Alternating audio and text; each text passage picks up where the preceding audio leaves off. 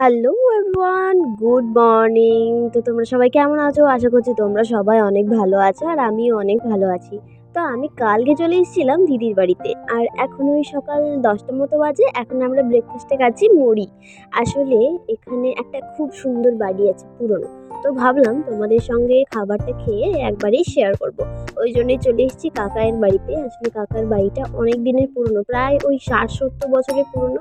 আর পুরোনো বাড়ির ভেতরে কি দারুণ একটা গন্ধ করে, যেটা আমার খুব ভালো লাগে। তো তাই আমি এখন এসেছি বাড়িটা দেখার জন্য। আর সত্যিই ওই তখনকার দিনেও বাড়িটা এত সুন্দর করে বানিয়েছে, দারুণ।